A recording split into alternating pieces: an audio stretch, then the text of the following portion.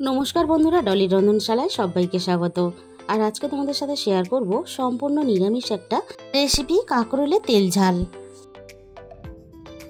এই রেসিপিটা নিরামিষ হলেও এতটা যে টেস্টি হয়, না বানালে কিন্তু বুঝতে পারবে না। রেসিপিটা তাহলে দেখে নেওয়া যাক। আমি এই রান্নার জন্য 3টে কাঁকরোল নিয়েছি। এবার আমি কাঁকরোলগুলোকে কেটে নেব। আমরা যেভাবে অন্য তরকারির জন্য কাঁকরোলগুলো কাটি, আমি কিন্তু ঠিক সেইভাবে আজকে কাটবো না। আর তোমরা রেসিপিটা দেখে বুঝতেই পেরেছো আমি কিভাবে কেটেছি। এইভাবে কাঁকরোলগুলো কাটলে তাহলে দেখতে বেশ ভালো লাগে রান্নার পরে। আর এই রেসিপিটা বানানোর জন্য খুব বেশি কিন্তু সময় লাগে না। আর দেখো, আমি এইভাবে গোল গোল করে কাঁকরোলগুলো কেটে নেব। যেভাবে আমরা কাঁকরোল ভাজা খাওয়ার জন্য কাটি সেইভাবেই কেটে নেব আমি। আর বন্ধুরা, আজকের এই রেসিপিটা শেষ পর্যন্ত দেখার জন্য তোমাদের কাছে আমার অনুরোধ রইল। তাহলে এবারে একটা মশলা বানিয়ে নেওয়া যাক। একটা মিক্সিং জার নিয়ে নিয়েছি। এবার আমি মিক্সির জারের মধ্যে নিয়ে নেব কয়েকটা ভাঙা কাজু বাদাম। আর সাথেই আমি এখানে নিয়ে নেব 1 চামচ পরিমাণ পোস্ত। তবে পোস্ত বা কাজু বাদামের পরিমাণটা অবশ্যই তোমরা নিজেদের মতো করে ব্যবহার করবে। আর সাথে আমি এখানে মাঝারি সাইজের একটা টমেটো দিয়ে দিলাম। যেহেতু পোস্ত আর কাজু বাদামের পরিমাণটা কম, তাই আমি জল ছাড়া শুকনো অবস্থাতে প্রথমে ঘুরিয়ে নিয়েছি। এবার আমি খুব ভালোভাবে মিহি করে একটা পেস্ট বানানোর জন্য সামান্য পরিমাণ জল দিয়ে দিলাম। প্রথমেই যদি আমি জল দিয়ে দিতাম তাহলে কিন্তু এতটা মিহিভাবে পেস্ট হতো না। এবারে আমি এটাকে একটা সাইডে রেখে দেব। এবার আমি রান্নার দিকে চলে এসেছি। প্রথমে আমি কড়াইয়ের মধ্যে 2 চামচ পরিমাণ সর্ষের তেল দিয়ে দিলাম। আর এই রান্নাটা কিন্তু সর্ষের তেলে করলে খুব ভালো লাগে। তবে তোমাদের পছন্দ মতো যে কোনো তেলেই কিন্তু করতে পারো। সমস্ত কেটে রাখা কাঁকরোলগুলো আমি তেলের মধ্যে দিয়ে দিলাম।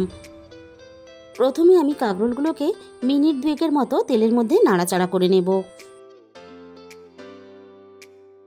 এবার আমি কাঁকরোলের মধ্যে স্বাদ মতো লবণ দিয়ে দিলাম।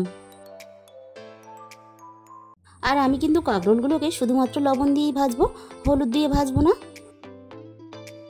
হলুদ দিয়ে ভাজলে তাহলে কাঁকরোলগুলো ভাজার পরে কালার চেঞ্জ হয়ে যাবে, রান্নাতে দেওয়ার পরে দেখতে ভালো লাগবে না। তাই আমি শুধুমাত্র লবণ দিয়েই কাঁকরোলগুলোকে খুব ভালোভাবে উল্টে পাল্টে খুব সুন্দর করে ভেজে নেব।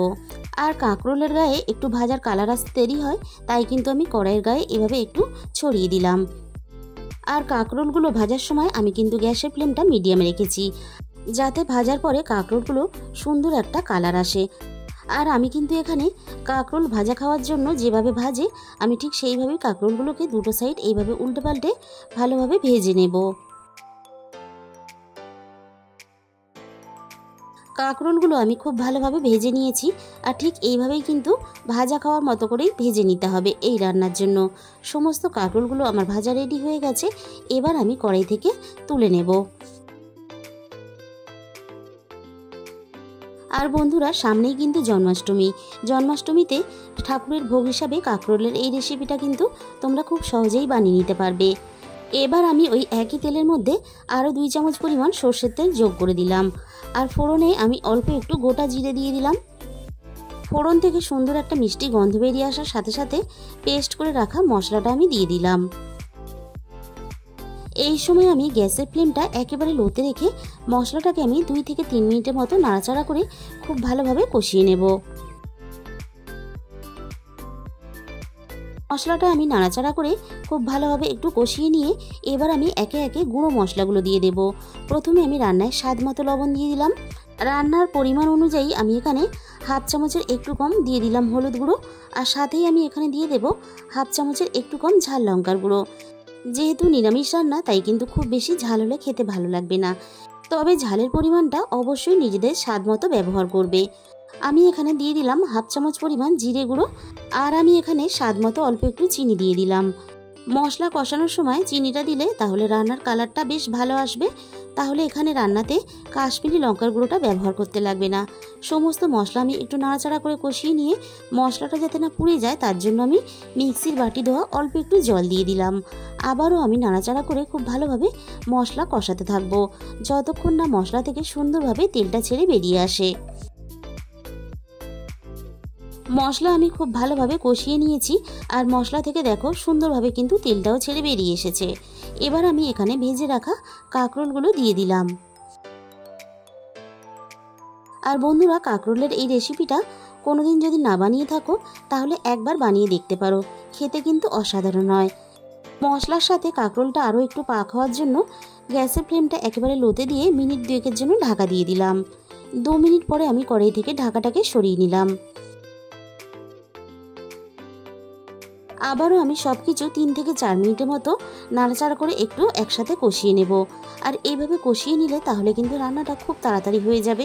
যেহেতু আমরা আগে থেকে কাঁকরোলগুলো খুব ভালোভাবে ভেজে নিয়েছি, তাই কিন্তু রান্নাটা আর হতে খুব বেশি সময় লাগবে না। আর এই রান্নাটা যদি তোমরা রুটির জন্য বানাও তাহলে কিন্তু এরকম অবস্থাতেও তোমরা নামিয়ে নিতে পারো। এবার আমি রান্নাতে মাঝারি সাইজের বাটির 1 বাটি পরিমাণ জল দিয়ে দিলাম। আমি যেহেতু এই রান্নাটা ভাতের জন্য বানাচ্ছি, তাই একটু কিন্তু আমি গ্রেভি রাখবো। এবার আমি সব কিছু নাড়াচাড়া করে খুব ভালোভাবে একসাথে মিশিয়ে দেব। গ্রেভিটা ভালোভাবে পাক হওয়ার জন্য আমি এখানে আরও মিনিট 5 রান্নাটা করে নেব। আর দেখো কাঁকরোলগুলো কিন্তু খুব ভালোভাবে সিদ্ধ হয়ে গেছে। তবে এখানেই কিন্তু রান্নাটা আমার শেষ নয়। শেষের বেলায় আমি কিন্তু আরও একটা মশলা রান্নার শেষে দেব, তাই কিন্তু রান্নাটাকেও স্কিপ করে দেখো না। রান্নাটা আমি মিনিট 5 মতো করে নিয়েছি। এবার আমি সব শেষে দিয়ে দেব অল্প একটু গরম মশলা গুঁড়ো। আমি এখানে ঘি দিলাম না, তোমরা কিন্তু চাইলে একটু ঘিও দিতে পারো। তাহলে বন্ধুরা দেখতেই পেলে কত সহজে দারুণ একটা নিরামিষ কাঁকরোলের রেসিপি আমাদের কত কম সময়ে রেডি হয়ে গেল। তাহলে বন্ধুরা আজকের এই নিরামিষ কাঁকরোলের রেসিপিটা তোমাদের যদি ভালো লেগে থাকে প্লিজ একটা ভিডিওতে লাইক করে দিও, আর প্রচুর প্রচুর নিজেদের বন্ধুদের মধ্যে শেয়ার করে দিও। আর আমার চ্যানেলে যে সমস্ত নতুন বন্ধুরা এখনও পর্যন্ত আমার চ্যানেলটাকে সাবস্ক্রাইব করোনি, এরকম নতুন নতুন সহজ সরল রেসিপি পেতে অবশ্যই আমার চ্যানেলটাকে সাবস্ক্রাইব করে পাশে থাকার অনুরোধ রইল। তাহলে আজকের মতো এই পর্যন্ত। আর তোমাদের মূল্যবান সময় দিয়ে আমার এই রেসিপিটা শেষ পর্যন্ত দেখার জন্য তোমাদের সবাইকে অসংখ্য ধন্যবাদ।